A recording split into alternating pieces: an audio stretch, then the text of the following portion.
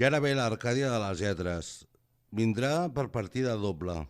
Vindrà la presentació del llibre, una entrevista i, a banda, un sorteig que l'haureu de venir a recollir aquí a Barcelona, en tren, en bus, en avió, en bicicleta, en patinet, caminant o volant al carrer Turó de la Trinitat número 17, a Ràdio Trini Jove, la 91.6 de la freqüència modulada. I ara la Montse Santó amb l'Arcàdia de les Lletres per partida doble, en aquest cas presentant una novel·la i també entrevistant el monitor d'esgrima, l'autor. Si voleu saber més, pareu orella aquí a Moments en FM.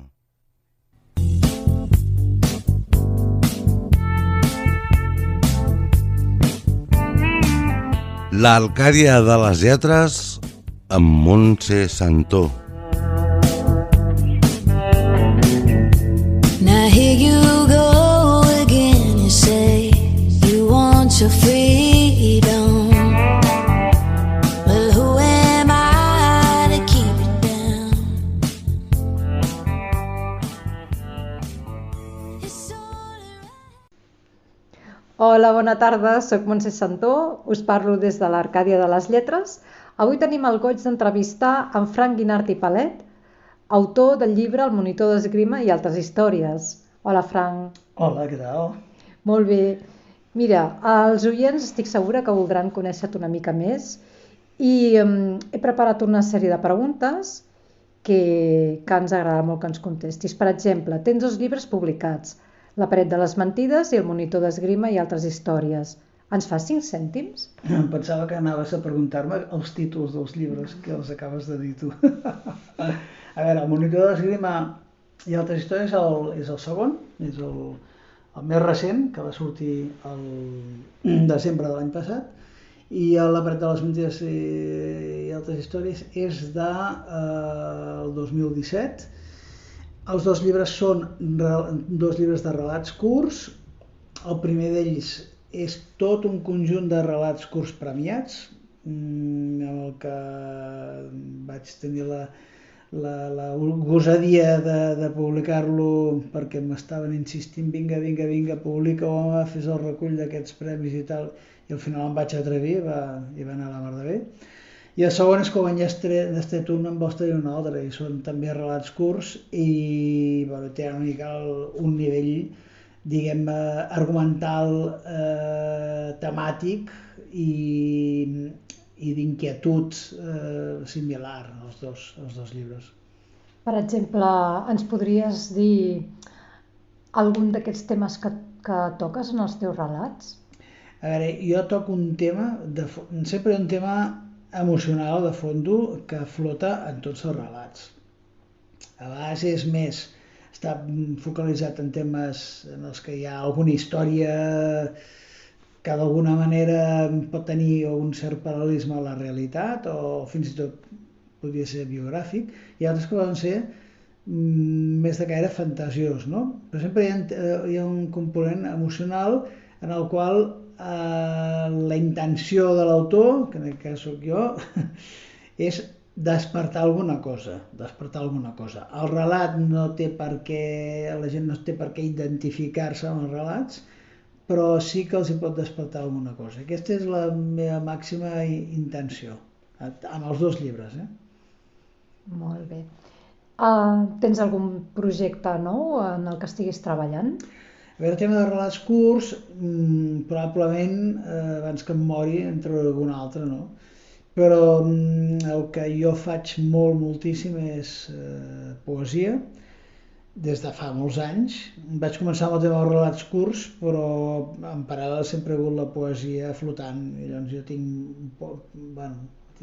molt material, moltíssim material, i tinc un llibre que podria passar ja directament a l'impremta, no? Però prèviament ha de passar per un editorial, etc. I tot això és lent, però de fet ja està enllestit. I tens pensat el títol? Sí, es diu Després del llamp, gairebé l'oblit. Caram, molt poètic. Té un significat, ho explico en el llibre. Diries que en la prosa segueixes algun estil o gènere en el que et trobes còmode o estàs obert a nous registres? A veure, jo, per exemple, literatura eròtica, doncs un gènere que no hi he explorat mai, però vaig, per fi, doncs, tinc un parell de treballs de literatura eròtica, de relats curts, i ho vaig sentir còmode, vaig disfrutar, això està molt bé. De tema com de novel·la negra, només tinc una coseta, però també em vaig sentir còmode. De totes formes, on jo em trobo còmode és en temes més de caire sentimental. No puc negar que és el lloc on em sento com peix dins de l'aigua i provocar, doncs això, el que he comentat abans, no? Remoure una mica i allà em sento de conya, no? Però, bueno, potser el que no he fet mai és un llibre de ciència-ficció de l'espai, no? Però, bueno, escolta, temps al temps. Tens algun referent literari? Bueno, sí, en tinc. A veure, en tinc un de molt clar, per tema de prosa, que seria el Saramago, ¿vale? Sempre és una obra que em va captivar i llegir moltes coses d'altra gent, però Saramago és un tio que vaig començar i al final vaig haver de llegir tot perquè em flipava molt. I potser des d'un punt de vista ja de les grans lletres el García Márquez, que és un geni, no?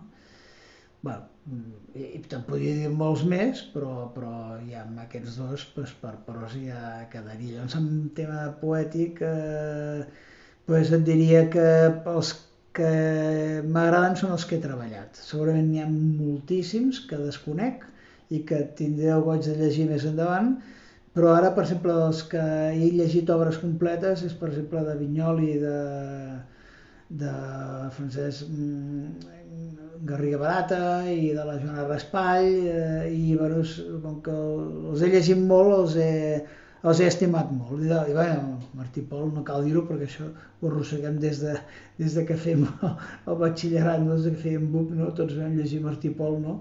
I també és un home, per mi, superestimat. Què els diries als nostres oients per convidar-los a llegir els teus llibres? Bueno, és que de consells no n'hi ha. Vull dir, jo crec que llegir rejuveneix. La gent es fa teràpies, es fot implants de cabell, del clatell es fot a dalt i no sé què, i van al gimnàs i això, per sentir-se més joves, no? Jo crec que llegir rejuveneix. Jo ho tinc clar, perquè a mi sempre em posen molts menys anys dels que tinc. Que sóc un exemple viu, per exemple. Tant d'escriure com de llegir, no? Sí.